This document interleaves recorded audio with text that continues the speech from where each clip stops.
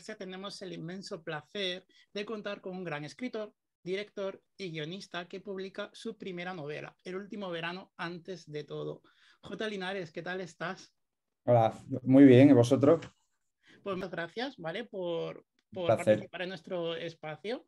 Sabemos que has estado inmerso en la escritura de la primera novela durante más de 3 años, pero ¿cómo surgió la idea de El último verano antes de todo?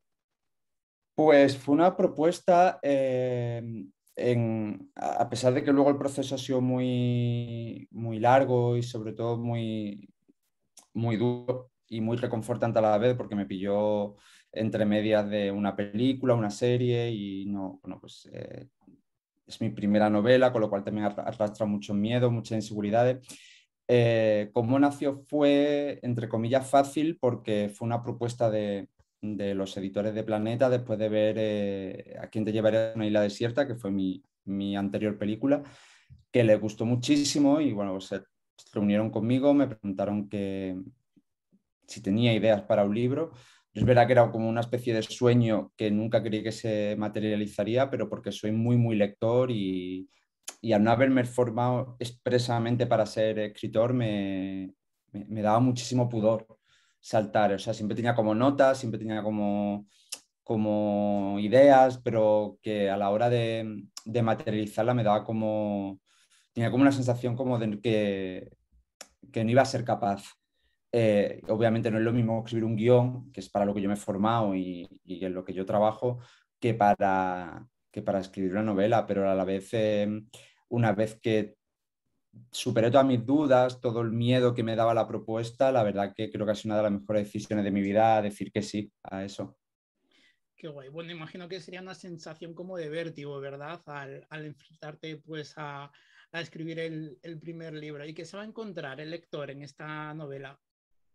Pues se va a encontrar una historia muy autobiográfica porque es la historia del último verano que yo pasé en el pueblo, que fue el verano del año 2000, que con un poco de perspectiva de años, uno se da cuenta que fue pues el último verano de inocencia casi que pasó mi generación. Yo no tuvimos móviles hasta justo el final fue como el final del verano coincidió con el final de muchas cosas y el principio de otras, ¿no? Nos marchamos a estudiar a la universidad, el día antes nos compramos nuestro primer móvil porque ya salíamos de casa y nuestra familia nos querían tener localizado. Fue el último verano que fuimos vírgenes, porque a lo largo de todo ese tiempo pues, descubrimos la sexualidad. Incluso fue el último verano de, del- de seguridad. Al año siguiente fueron los atentados de las Torres Gemelas, de repente la historia cambió, fue el primer acontecimiento histórico de muchos que vivió mi generación. Y luego, pues, eso es lo que se va a encontrar en la novela, es un relato de ese último verano eh, mezclado con el reencuentro de una pandilla de amigos 18 años después, cuando uno de los personajes vuelve al pueblo por la muerte de la madre, que es un poco también es lo que me pasó a mí cuando 18 años después tuve que volver porque mi madre que murió muy pronto de un cáncer muy agresivo y cómo de repente eso te vuelve a colocar en otra casilla de salida.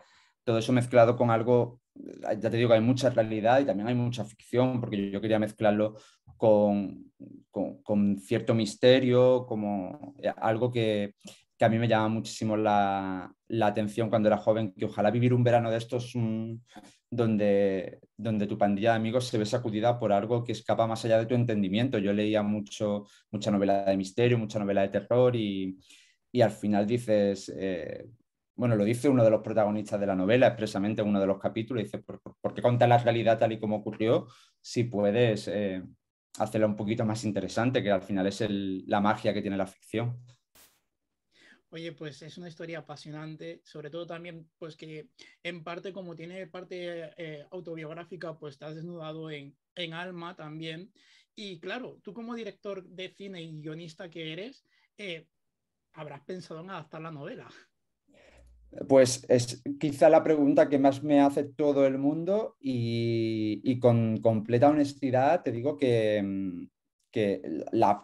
o sea, es algo que ha hablado porque me lo pregunta muchísima gente, pero en ningún momento se planteó la novela como una posible adaptación a cine o a televisión, y de hecho usa un lenguaje muy literario, me refiero, es un lenguaje muy narrativo, es un lenguaje muy... en un mismo capítulo hay mogollón de saltos temporales, porque el personaje recuerda, porque hay diálogo interno del personaje y tal. Usé muchos mecanismos literarios que en cine sería complicado adaptar, si te digo la verdad. Obviamente no te estoy diciendo que no se va a adaptar nunca, pues porque pero quiero darle su tiempo, su espacio a la novela. No quería parir la novela y ya estar pensando en adaptarla a cine o a televisión, en una serie y tal, o una miniserie, sino que quería disfrutar de la novela como entidad propia, es decir, que quiero que salga, quiero que se lea, quiero ver el feedback. Yo ahora mismo quizás es lo que estoy más nervioso, que no tengo feedback. Tengo feedback de la gente más íntima y obviamente de mis editores, que la novela les gusta muchísimo. Pero, pero quiero que la novela ahora, quiero darle como su lugar y su espacio para que tenga vida propia, más allá de que la ha escrito un director de cine con idea a que eso fuera una peli o una serie, porque no es verdad, la novela es una novela y está escrita pensando en un lenguaje profundamente literario. Claro, que la novela tenga su recorrido, que el lector la disfrute, sobre todo el feedback importante. Vamos a hablar del Mm. feedback de las niñas de cristal, porque claro, ya hace pues bastante tiempo que está disponible en Netflix, más de 190 países. ¿Qué Mm. mensajes te han llegado? ¿Qué tal el feedback con el público de esta bellísima y frágil y encantadora película? Muchas gracias. Pues muy bueno, o sea, ha sido un poco, te supera, pues al final son muchísima gente viendo la película y no tiene como una especie de vida orgánica, que era lo que estábamos acostumbrados, que era cine, después tal, me dice yo. Seguramente sea la última peli que yo haga de esta manera, porque echo mucho de menos que una peli primero tenga una especie de aire en las salas de cine. Es verdad que todo tiene sus pros y sus contras, es decir, a mí mi vida me la cambió profundamente a Quien te llevaré a una isla desierta, que es una peli que se vio muchísimo en Netflix. Y La Niña de Cristal, el feedback ha sido precioso. O sea, es una peli muy dura, es una peli que no es para todos los públicos, porque no es una peli que sea cómoda de ver, es una peli que pide una implicación activa por parte del espectador, ya solo en su duración, que son 2 horas y cuarto. Pero el feedback que hemos tenido ha sido sobre todo de un sector que nos importaba mucho a todos los que hicimos la película que fuera bien recibida, que es el de los bailarines profesionales, el de la danza.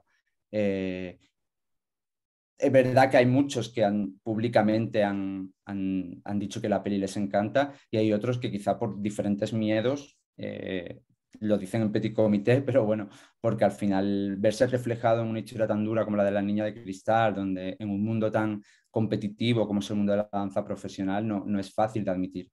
Pero el feedback ha sido muy bonito, o sea, están muy contentos con la película. Yo por primera vez también me ha situado en una posición que es elegir yo mis siguientes proyectos. No, he dicho que no mucho con La Niña de Cristal después a proyectos que me han llegado porque quiero estar en el sitio donde mi instinto me diga que tengo que estar. Y eso me lo ha permitido La Niña de Cristal.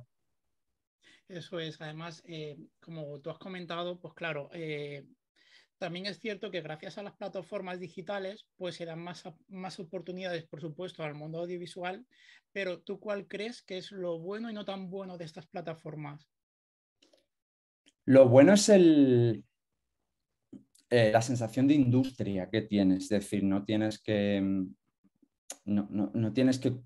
Tú cuando produces una peli por un método convencional, como en mi caso fue Animales sin collar, o como va a ser mi siguiente película que ya se está financiando, eh, pasas mucho tiempo aún sin vivir. Y es así, es decir, yo, la productora, y voy con una productora potente, la productora y yo tenemos la voluntad de rodar el año que viene. No sabemos si va a ser posible porque dependemos de muchísimas cosas, del ICA, de una televisión que nos apoye, de comités, tal. Y sin embargo, con una plataforma tú tienes una inmediatez a nivel de industria que es verdad que recuerda quizá mucho pues, a lo que tienen otros países de hace mucho tiempo. Es decir, si te dan luz verde, empiezas a rodar. No tienes esos tiempos de espera, no hay tantos intermediarios, entonces eso es muy bueno. En mi caso, yo te puedo hablar de mi caso, he tenido mucha libertad creativa. Nunca me han impuesto nada. Las Niñas de Cristal es el máximo ejemplo en la duración. No sé si yo hubiera podido hacer esa peli con esa duración para salas comerciales, porque hubiera implicado que los cines pierden un pase y eso y es perder dinero, con lo cual muchos cines se niegan a... Obviamente no es lo mismo que vaya un director consagrado con muchísima carrera y estrene una peli de 3 horas a que la estrene yo que estoy empezando. Tiene muchas cosas buenas. Contras también tiene. Tú pierdes un poco luego el control, no, un poco no pierdes el control a la hora de la promoción, del marketing, que es justo un tema que a mí me interesa muchísimo y que me importa muchísimo y que me gusta desde siempre. Pierdes un poco, entras en... Eh, los términos industria son buenos para el tema de financiación y también pues no son tan buenos para otros. Implica otras cosas que no son tan positivas, como que también entras en un engranaje donde tu fecha de estreno depende de otros productos que no tienen nada que ver contigo, pero que van también en la misma línea pues de esa plataforma, con lo cual no puedes estrenar en la fecha que te gustaría porque ya está ocupada. Es decir, todo tiene sus pros y sus contras. Te ven otra cosa que es muy buena también, que te ve muchísima más gente. Es decir, ahora mismo claro, no podemos usar el mismo esquema para todo. Es decir, ahora mismo, sinceramente, para hacer una peli de autor o hacer una peli con personalidad y lanzarla en salas de cine para que funcione, tienen que alinearse muchos planetas. Tiene que ser la peli del año, como la pasa a Cinco Lobitos, Alcatraz. No es lo común. A lo mejor tú lanzas una peli en cines ahora y la vida de la peli se limita a 2 semanas. La ve poquísima gente. Y al final lo que genera trabajo es que tu película la vean productores, la vea gente, la vea público que luego demande algo más tuyo. Entonces, estamos en un momento muy complicado donde nadie sabe hacia dónde irá porque el cambio ha sido tan... Estaba siendo muy, muy profundo el cambio, pero la pandemia lo ha disparado a unos niveles que nadie se esperaba. Entonces ahora mismo los pros y los contras están como muy polarizados, pero tanto en plataformas como en salas de cine, ¿eh?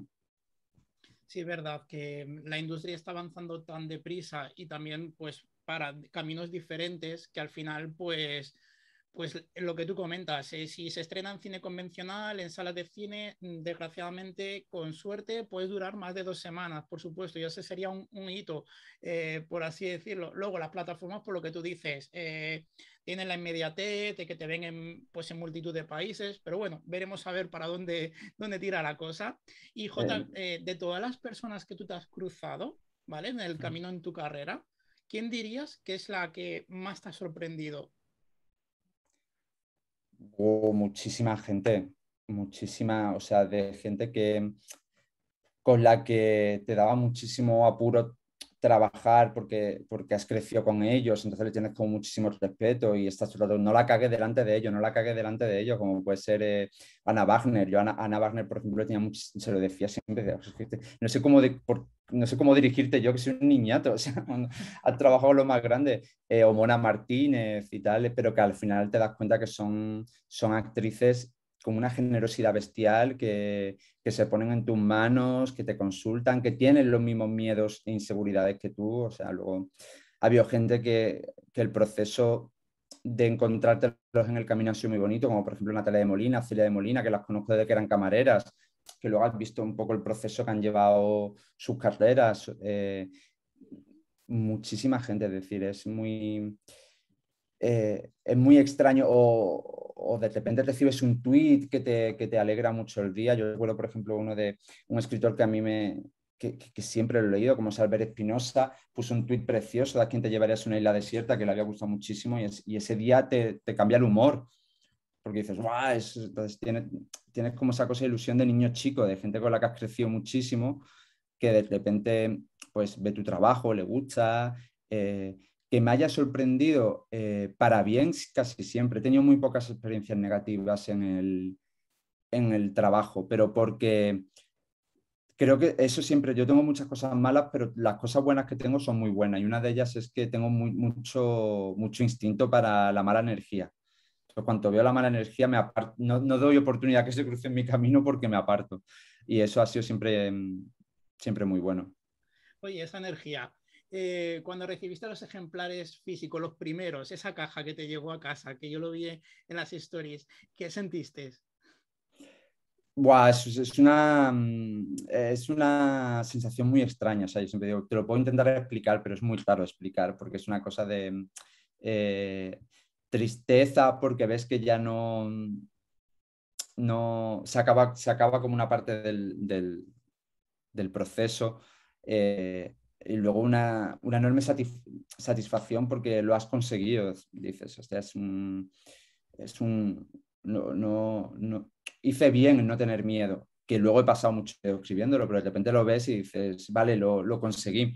Yo creo que al final el mundo de los valientes, entonces ver el ejemplar físico después de 3 años y medio tan duros, porque he renunciado a vacaciones, he renunciado a tiempo libre para poder escribir y verlo ahí es una enorme satisfacción. Y luego al final es una... en mi caso también fue un momento muy importante de la fase de duelo de la muerte de mi madre, porque de repente sí vi que ahí me despedía de una parte importantísima de mi madre y la dejaba encerrada en el libro, que también es un poco uno de los temas centrales del último verano antes de todo, es el poder de la ficción para darle vida eterna a las personas, para que nunca se olviden, que creo que es muy importante que una persona nunca se olvide. Y entonces fue un proceso, fue muy extraño. Agradecí que me pillara solo en casa porque me pilló como que mi marido no estaba y mis amigos estaban como trabajando y tal. Entonces como que era un momento que necesitaba compartirlo solo yo conmigo y es una sensación extrañísima. O sea, creo que al final los que hacemos historias es definir con palabras lo que sentimos, pues igual cuando ves la primera vez que ves tu película terminada son sensaciones muy raras porque eh, casi todo es positivo, pero también de repente si no lo controlas bien hay muchos elementos de autocrítica que pueden ser muy perjudiciales para el artista o el escritor. De repente abres el libro por una página al azar y dices, uy, esta frase la podía haber escrito mejor. Pero entonces al final lo cierras y dices, mira, no, ya está parido, ya esto no me... Tienes también una sensación de no me pertenece, ya no es mío. Ya no es mío. Ahora es de la gente que lo lea, que lo interprete, que le guste, que no le guste. Entonces es complicado. Es muy complicado de explicar. Pues, a ver, yo creo que le has plasmado bien el sentimiento realmente. Y para terminar, una última pregunta así también profunda. Me pongo intenso. Si tuvieses a ese Javier Linares Moreno, pues que soñaba con hacer películas cuando estabas jugando con el Cinexin, ahora mismo frente a un espejo, ¿qué le dirías? Pero eso sí lo tengo muy claro, ¿eh? Que disfrute mucho más al principio. O sea, yo tengo mucha suerte porque ahora que estamos muy concienciados con el tema de terapia, salud mental y tal, eh, eh, es un proceso que yo ahora disfruto mucho, el hecho de crear. Pero, por ejemplo, las dos primeras películas, sobre todo la primera, que fue un absoluto infierno para mí, le diría que disfrutara mucho más. O sea, que nadie, que no está, es una frase que repetimos mucho los que nos dedicamos a esto, pero que es verdad que no estamos curando el cáncer, que nadie, no te vas a morir por una mala crítica, no te vas a morir porque alguien te insulte en internet, no te vas a morir porque una secuencia no salga tal y como tú querías o un capítulo no lo escribas de una manera perfecta como si fueras Philip Roth. No va a pasar nada, ¿eh? La gente te va a poner un tuit malo y en cuanto escriba el tuit se va a olvidar de ti.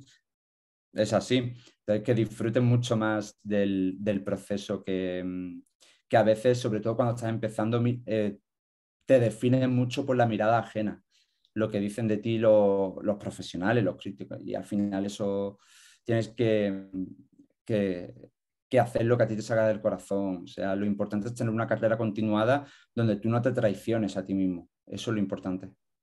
Pues es una preciosa reflexión. Me he quedado con el tema de lo del tweet, eso por supuesto, porque tú piensas, Jota, que sin haters no serías nadie. Porque si no tienes No, bueno, haters, no, yo tengo, en ese aspecto yo siempre digo que tengo mucha suerte porque no tengo Twitter, no tengo Facebook, entonces te das cuenta también un poco de que hay gente que solo existe en ese contexto. Es decir, yo me he enterado de polémicas que al parecer han sido súper tochas en Twitter, pues por mis amigos que me lo han contado tomándome una caña, un vino. Te das cuenta de que cuando sales de ese mundo es un nicho muy pequeño. Entonces, obviamente, y que también yo soy consciente de que no tengo un perfil polémico, ¿eh? También soy muy consciente de que no tengo un perfil eh, de entrar en muchos jaleos y tal. Hay gente que eso le da vidilla, a mí no, yo no. Y luego aparte que si eres, yo siempre digo, si tienes un ejercicio de honestidad contigo mismo, tú eres el primero que es, a lo mejor no lo has puesto en un tweet porque tienes dos dedos de frente, pero si es verdad que te has sentado con tus colegas o con tu familia tomándote un vino en una cena y has dicho con estas palabras, pues este libro es una mierda. Todos lo hemos dicho alguna vez. Entonces, ¿cómo esperas que no lo digan de ti? Entonces, es verdad que aún trabajamos en una profesión donde la recepción de lo que tú haces es profundamente subjetiva. Yo hay películas que son consideradas obras maestras que a mí no me gustan. Y hay libros que son considerados... Yo no he podido pasar nunca de la página 10 del Ulises de Joyce y está considerada una obra maestra de la literatura. Entonces hay cosas que escapan a tu control, pero porque el arte es profundamente subjetivo, entonces no puedes esperar que todo el mundo reaccione abrazando tu obra, porque es imposible. Eso es, nada, yo sobre todo desde aquí pues animo a la gente que se acerque a librerías, a pequeño comercio, a que saboreen y que vean el formato físico de tu libro, porque aparte que es precioso como está maquetado, pero más bonito es aún el interior, pero que bueno, que de la manera que sea, pues que se paren un momento, que disfruten de su lectura, por supuesto, y luego ya, cuando venga el tweet pues bueno, ya veremos lo que pasa, pero por lo menos que lo lean, ¿verdad? Lo lean, sí, sí, yo creo que es importante. Eso es, pues Jota, muchísimas gracias por tu tiempo, ya te he comentado, por estar con nosotros en Coverset, otra alternativa, y siempre vamos a estar muy pendientes de tu carrera porque nos gustas particularmente, Jota. Muchas gracias. Muchas gracias a vosotros.